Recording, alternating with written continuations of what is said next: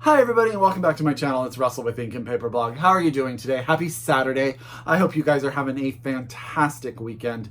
It is a beautiful, beautiful day outside in Northern California. I cannot complain. So of course I am spending it inside in this chair in my reading space, reading with my kids. Because that's what I do. I read when it's beautiful weather outside because that's my prerogative.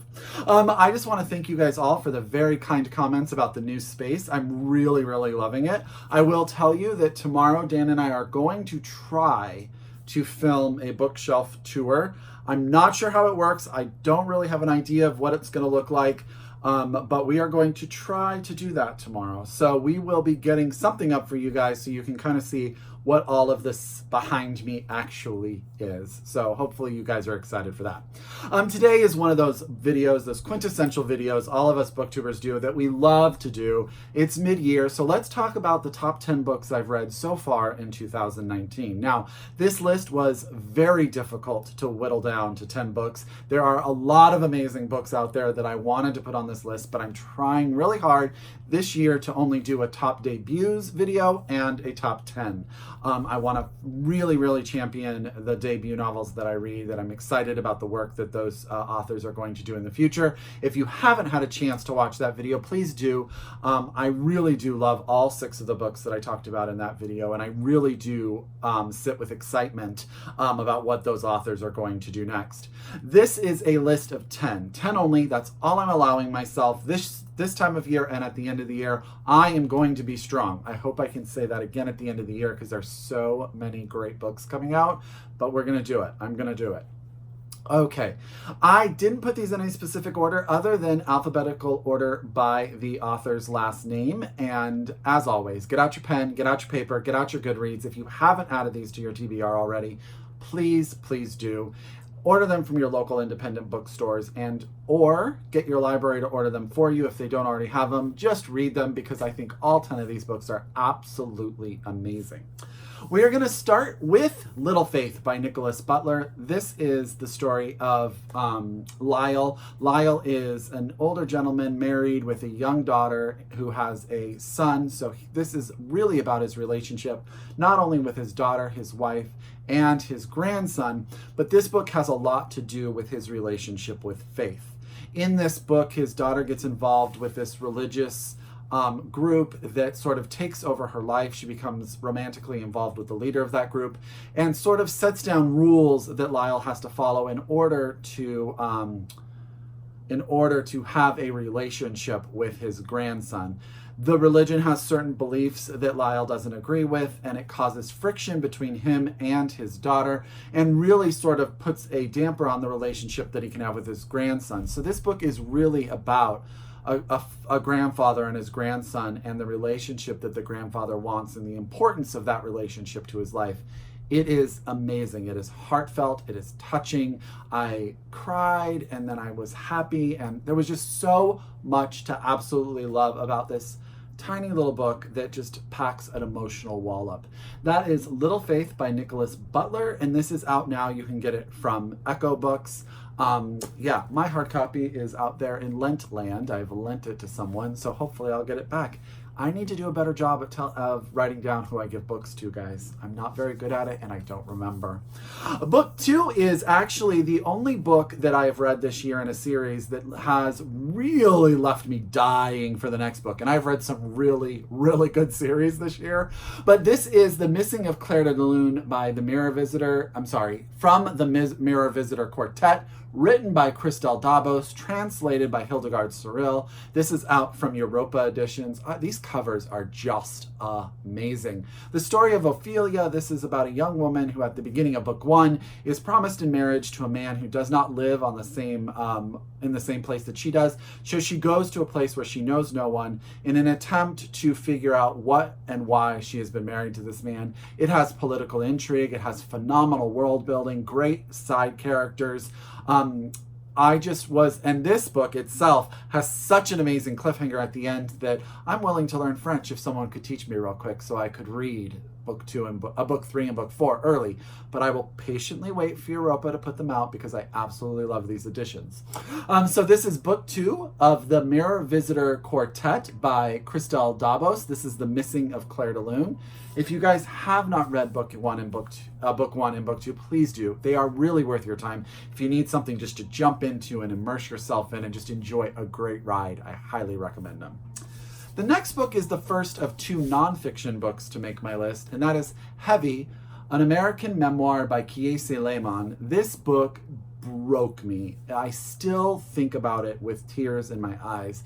This is the story of his relationship with his body, with his mother, with his weight, with America, being black in America, being black and dealing with body image issues, and what you do sometimes to sort of protect yourself by eating food and creating the body that you have in order to protect yourself from the outside world. It also has a lot to do with his relationship with his mom, who has her own issues, and also just sort of who he becomes and how he becomes the man he is today. I just think that this book is just perfect memoir. It just has so much to say about a person's experience, and no matter who you are, I think there's some part of it you can connect to in some way, and he will literally tear you down to like raw bone with some of the stuff that he goes into, and really then put you back together in such a way that it is just worth every single page. Highly recommend if you guys are an audiobook reader. This is a phenomenal audiobook as well. And he does read it to you. So that is Heavy by Kiese Laymon. This is out now. I think this actually came out last year, and it is amazing. A book that I really have to say very little about because I have just been raving about it since I read it is If You Want to Make God Laugh by Bianca Marais.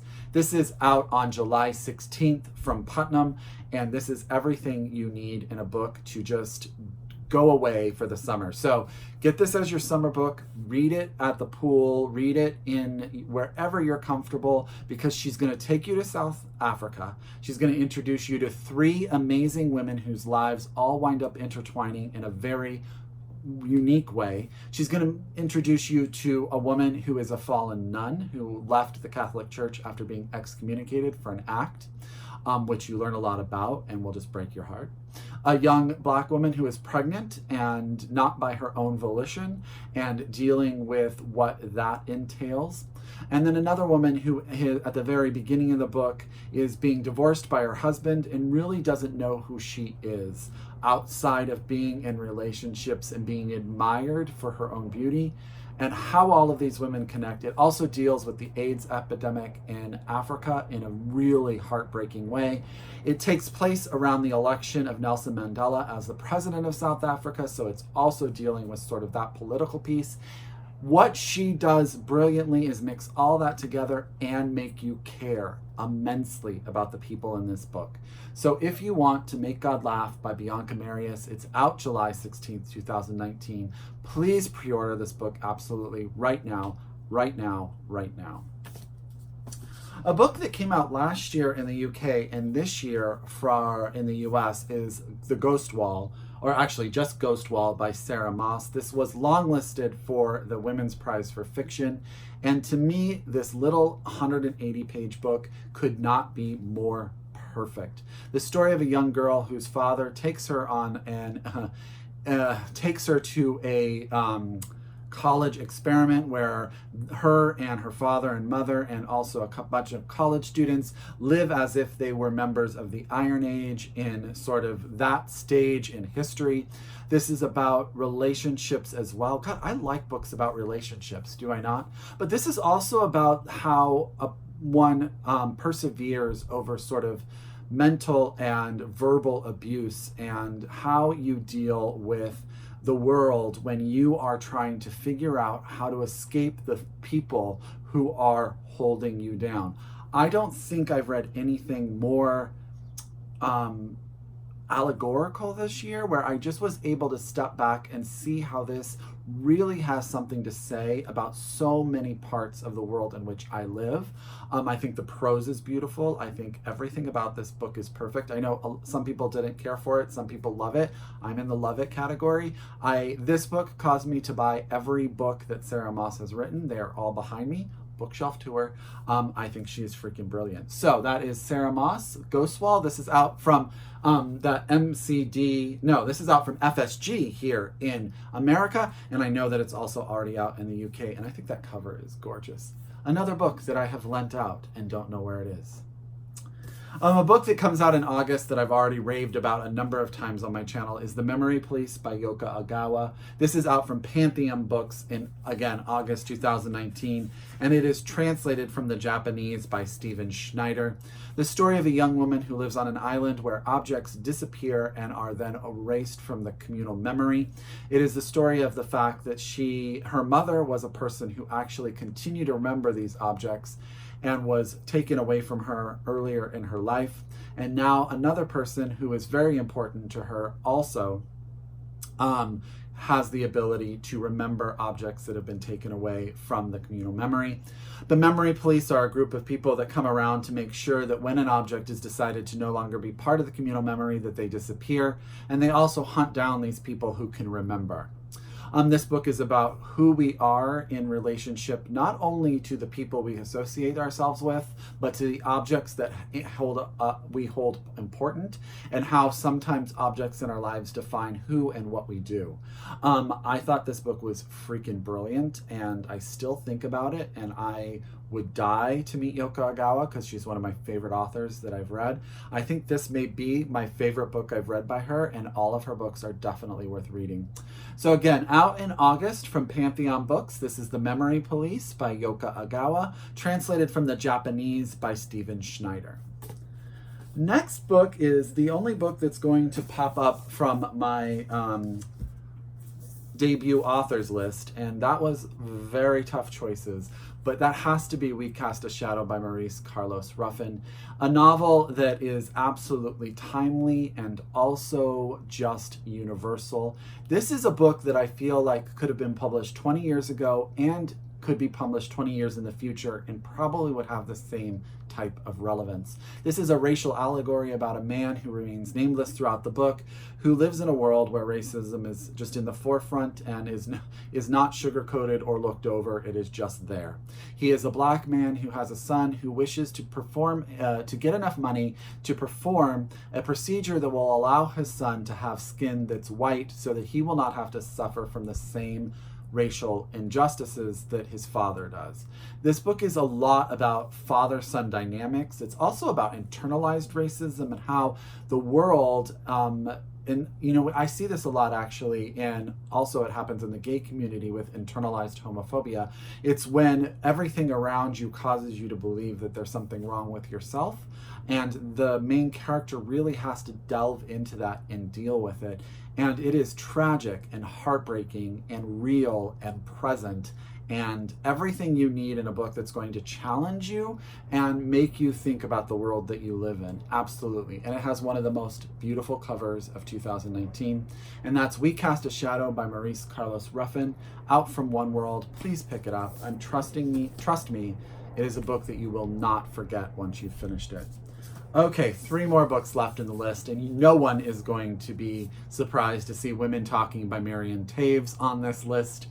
This is the story of 8 Mennonite women who get together to have a conversation and decide what they are going to do with their lives after it's been determined that a group of men in their community have been drugging the women and female children and raping them in the night. This is a book about 8 people that don't know anything different than the religion and world that they live in, and making a decision on whether or not what has happened is enough for them to leave everything they know.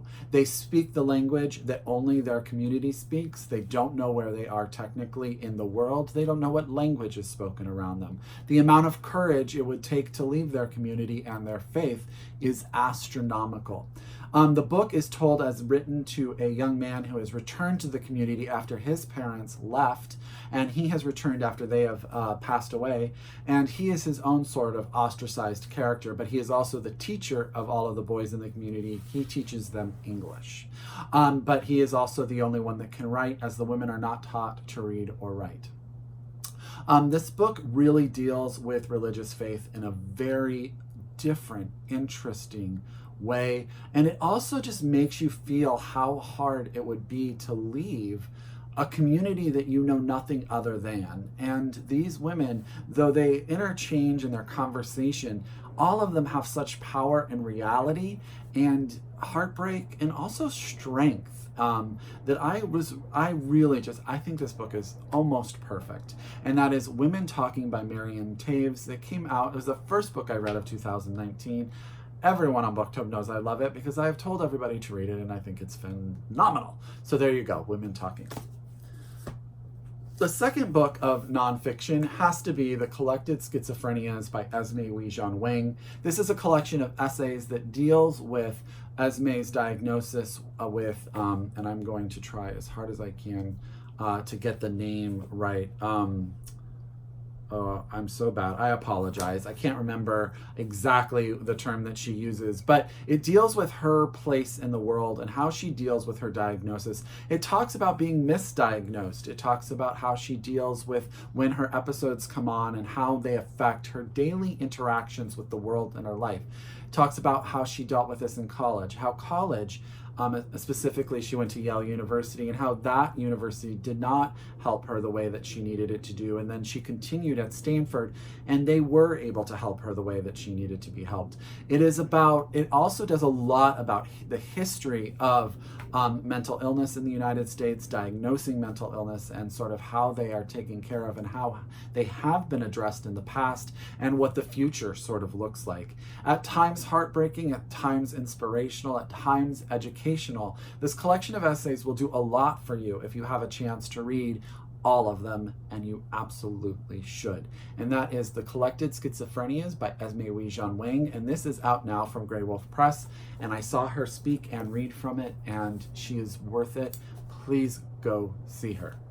Last but not least is a book that I read, and this is why I waited until July to do the video, because this is the last book I read in the month of June, and that is The Nichol Boys by Colson Whitehead. I don't know how this list will change by the end of the year, but there are a few books that will be on my end of the year list.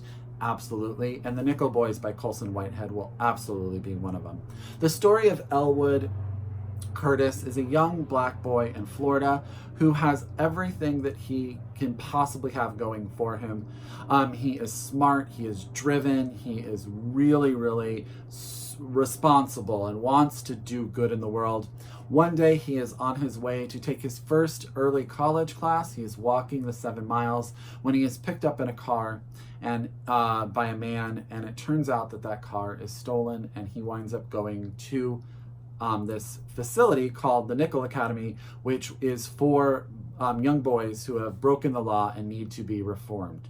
You learn very quickly that the Nichol Academy is not a place for young boys in any way, shape, or form. They are treated horribly.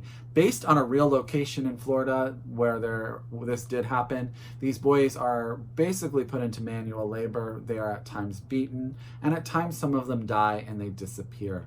Elwood becomes really good friends with a young boy named Turner. So this book is about how friendship can deal through even the most difficult circumstances. We also have an older version of Elwood who sort of tells us what life was like after the Nichol Academy. This book will keep you on the edge of your seat. I will tell you that don't sleep on the ending, because it will definitely make you go, I'm telling you right now, it's worth every page. This comes out from Doubleday Books, and it comes out on September 16th as well. So you might as well pre-order this, and if you want to make God laugh at the same exact time, because they come out on the same exact day, get them and then just say, thank you, Russell, because both of these books are going to be amazing. Highly, highly recommend The Nichol Boys. So those are the top 10 books that I have read in 2019, and I apologize, the dog has decided to bark outside my house. So there you go. I want to go ahead and thank you all for being return subscribers, and if you are new to my channel and this is my first video, I hope you come around for more videos in the past. As always, I wish you happy reading, and I'll talk to you next time. Bye!